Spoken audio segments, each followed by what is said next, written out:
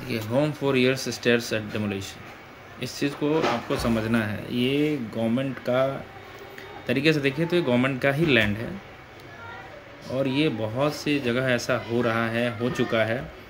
अब इनका घर टूटेगा। अभी गवर्नमेंट ने इनको अगस्त तक का थोड़ा सा टाइम दिया है।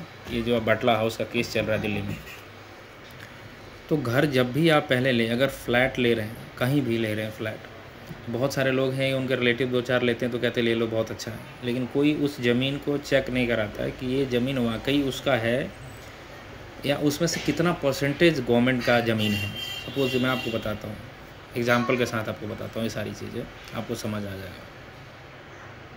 ठीक है, जितने भी आपके रोड हैं उसके साइड में गवर्नमेंट का लैंड होता है, जिसको 2 तरीके का लैंड होता है। एक होता है कल्टिवेटेड लैंड, ठीक है, एक दूसरा होता है नॉन कल्टिवेटेड लैंड। तो कल्टिवेटेड लैंड में भी ना एक खास होता है, उसको शब्द यूज़ करता है गवर्नमेंट, खास। एक होता है नॉन कल्टिवेटेड, बस इतना ही। तो अब इसको गांव के भाषा में क्या बोलते हैं, गरमजुरवा ज़मीन और गरमजुरवा खास ज़मीन, गांव में ऐसे बोलते हैं। तो गरमजुरवा जो ज़मीन है वो गवर्नमेंट का है।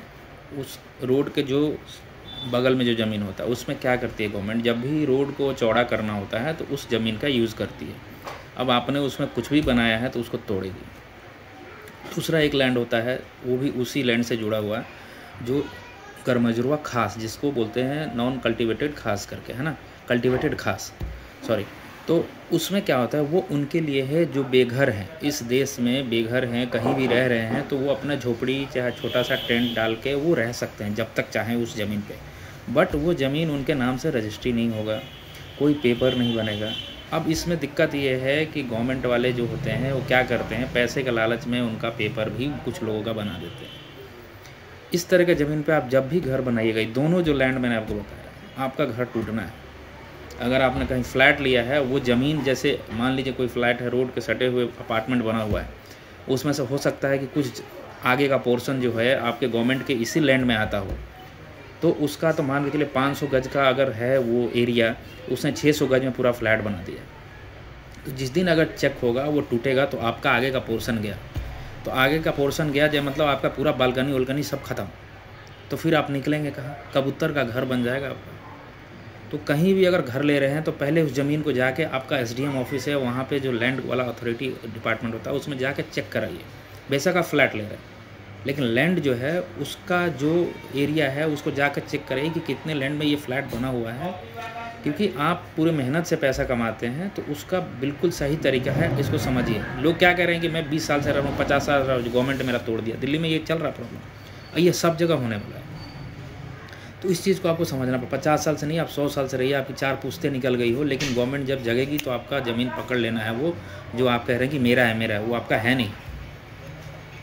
50 गज में आप बनाते हैं, लगता है कि 3 BH का फ्लैट लोग बना के बैठे हुए हैं, आगे बलकनी आधा रोड पे गया हुआ है, तो गलत है। उत्तम नगर देखिए, नवादा देखिए, सब टूट रहा है, लोग रो रहे हैं गवर्नमेंट ख़राब है। ये नहीं, गवर्नमेंट डेवलपमेंट करेगी तो ऐसी करेगी ना, आप उसका लैंड पकड़ के बैठे हुए, डेवलप करेगी तो क्या, नाले का पानी, बरसात का पानी निकलेगा कहाँ से, जब आप ही उसका ज़मीन पकड़ के बैठे हुए, तो टूटेगा तो ज़रूर।